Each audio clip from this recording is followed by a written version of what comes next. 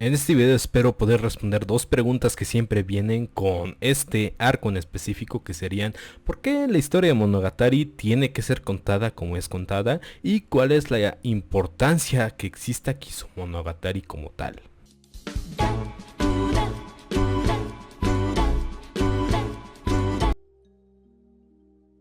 En el final de la película de Kung Fu Panda 2, el personaje antagónico de Sheng le menciona a Po que en su momento, cuando él era un niño, un pequeño bebé, le dejó cicatrices de por vida con las cuales no podría vivir sin recordarlas, con las cuales no podría tener una vida normal. Ahí Po es cuando trata de decirle: no, las cicatrices sanan, pero ahí es cuando Sheng toma la palabra y le dice: no, las heridas son las que sanan. Y esa es la importante diferencia en lo que podría pasar con este arco. Y es que en la mayoría de los demás arcos los personajes sí salen lastimados, salen con aprendizajes, con varios daños a su persona, a sus ideales y pues a todo lo que creían correcto, en lo que en algún momento creyeron que los ayudaría realmente en la vida, pero que al final no fue así. En algún momento Sugura pues creyó que la pata de mono podría ayudarle a conseguir lo que realmente quería, que dañaría a aquellos a los que le hacían daño,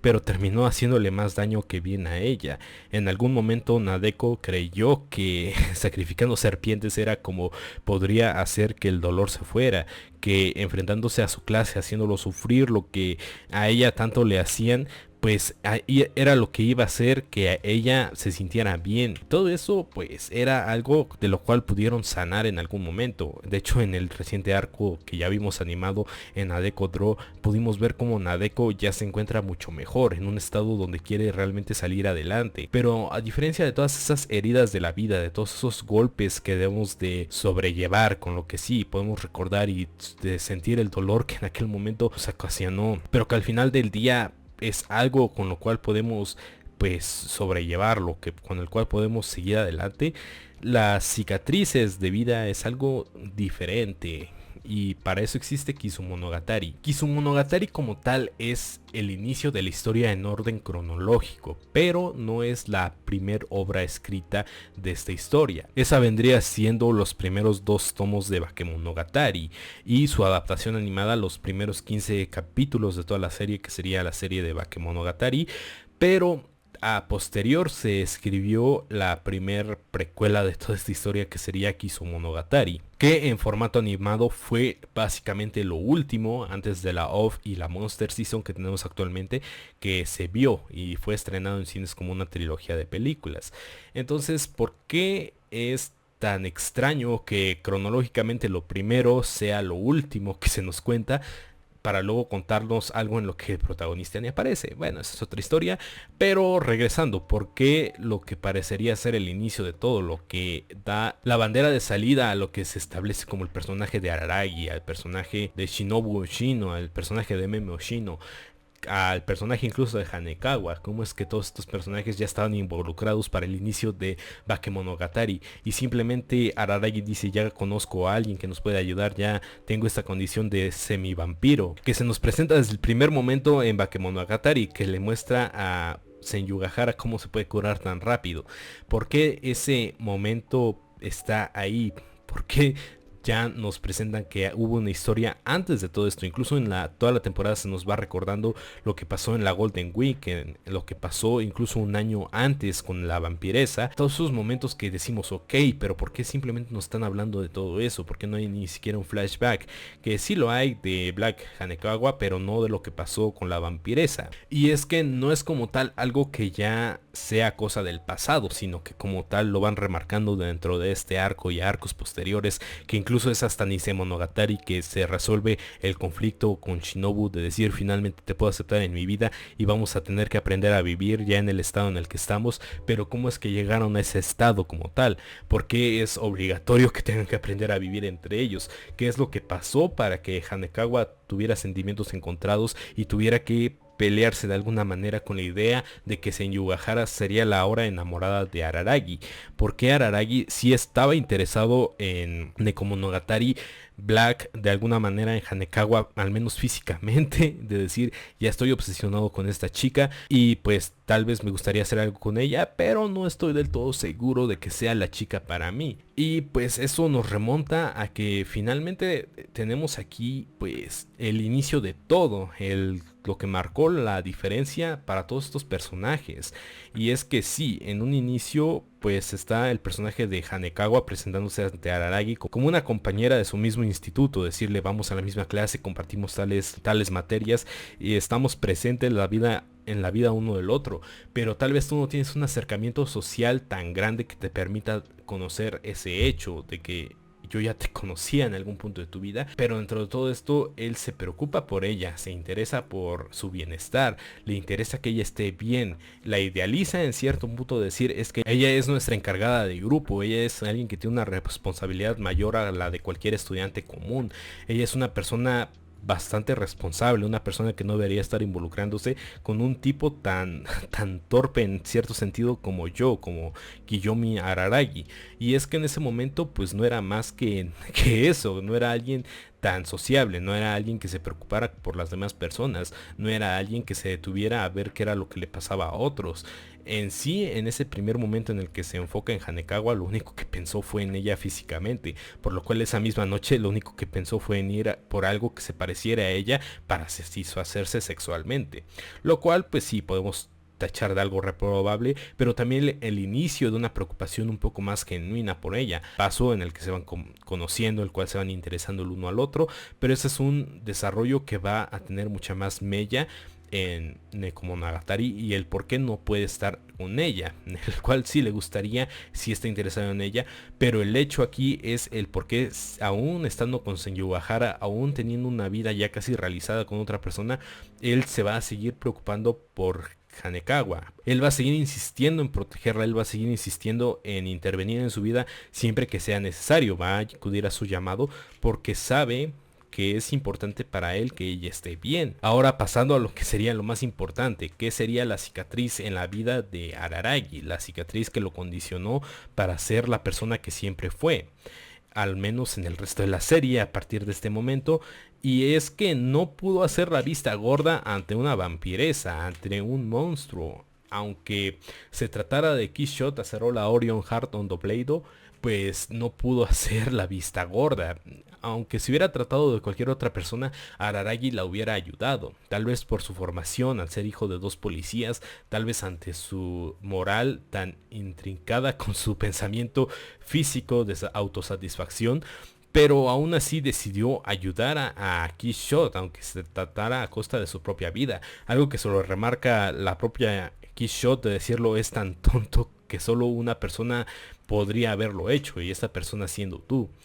porque es totalmente ilógico apoyar a un monstruo, apoyar a cualquier persona en esta circunstancia, lo cual es cierto. Lo que debe haber hecho Araragi en ese momento de encontrarse una vampiresa en medio de la nada, totalmente herida al borde de la muerte, pues era darse media vuelta, irse por donde venía, y aquí no pasó nada. Pero Araragi decidió hacerse cargo de esa responsabilidad, y lo vemos mucho más marcado en el momento en el que cobra su primer víctima, al menos frente a él, de decir esto es responsabilidad mía, una persona perdió la vida por mi culpa, porque yo no fui lo suficientemente fuerte de hacer la vista a un lado. Pero ya que tomó esa responsabilidad, ya que hizo ese acto pues tan atroz a sus propios ojos de dejarla vivir, de salvarle la vida, pues no se la puede arrebatar, no es capaz de asesinarla activamente. Es una cosa totalmente diferente el que alguien ya ha hecho la chamba y simplemente no hacer nada ni para salvarla ni para dejarla morir, simplemente iba a dejar seguir el curso de la historia como si él nunca hubiera estado ahí. Eso es diferente a que activamente él sea su verdugo, que eso era algo que después de su desesperación inicial de no querer fallecer, de querer seguir viviendo, Kishot se dio cuenta de que al conocer a Araragi tal vez no era tan necesaria su existencia, de que tal vez esos pequeños momentos que la hicieron darse cuenta de que lo que importaba era realmente compartir ese espacio de tiempo con alguien más, que finalmente estaba satisfecha con todo lo que ya había vivido, al por lo menos poder compartir esos pequeños momentos con Araragi, y que el devolverle su lado humano haría que ella desapareciera por completo, activamente haría que Araragi se convirtiera en su asesino. Pero ahora nuevamente Araragi decide tomar otra decisión, y es que no la va a condenar por el crimen que tomó, activamente, no le va a dar la pena de muerte que tanto busca Shinobu, o bueno, Quixote, sino que va a decidir hacer algo totalmente diferente, y es que va a decidir vivir con ella. La decisión de Araragi es tan importante que marca el inicio y la convivencia en conjunta de estos dos. Shinobu en este momento es el momento en el que nace, es el momento en el que se forma una humana con aspectos vampíricos que tiene que seguir tomando sangre y alimentándose de su amo para poder seguir viviendo, y de un vampiro pseudo humano que puede vivir bajo la luz del sol, pero que tiene una habilidad de regeneración superior a la de los humanos, que pues tal vez sonará conveniente y hasta cierto punto pues bastante bueno para ambos personajes. Ambos personajes pueden seguir viviendo, ambos personajes pueden seguir pues estando con ciertos beneficios el uno del otro. Pero lo cierto es que Araragi se sigue arrepintiendo de la decisión que tomó, se sigue arrepintiendo del hecho de que haya cobrado una víctima humana, el haber salvado a este personaje, y el hecho de que activamente pues decidió actuar en ese momento. Y por el otro lado, para Quixote es aún peor, porque para ella fue disminuida de ser una de las vampiras más grandes de todos los tiempos, de toda la historia, a simplemente a un ser con aspecto de niña que no puede hacer otra cosa más que depender de su amo. Y eso es algo con lo que tienen que vivir desde ese momento hasta el final de la serie, hasta el final de sus vidas. De hecho, se lo recuerdan en todo momento: si tú existes, pues yo voy a existir contigo, y si tú mueres, yo voy a vivir otros 3 días más para contarle al mundo tu historia. La verdad es que a partir de este momento es que no pueden vivir el uno sin el otro, ya sea por obligación o hasta Nisemonogatari, que finalmente se comprenden, se complementan emocionalmente para decir: es que ya hemos estado juntos tanto tiempo que a partir de ahora ya no podemos ser seres separados, ya somos uno mismo. Y esa es una cicatriz tan enorme, el estar atado tu vida a alguien más por obligación, por un sentido de tu propia responsabilidad, de lo que te ha hecho lo que eres ahora, tus ideologías que fueron lo que te llevaron a actuar en ese momento.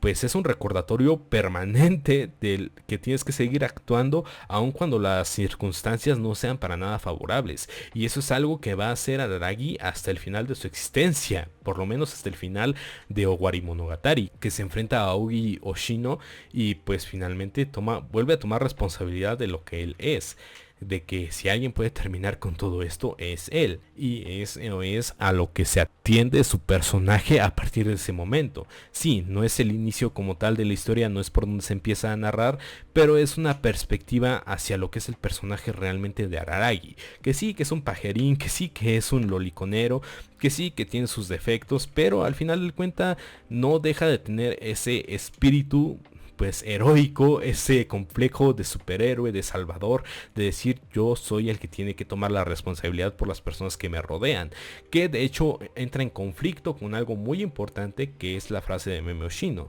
nadie puede salvar a alguien que no quiere ser salvado, y al mismo tiempo solo una persona se puede salvar a sí misma, que sería básicamente lo que va a pasar en el arco de Nadeko Dro, que es el arco que quiero tratar a continuación. Hasta entonces, nos vemos.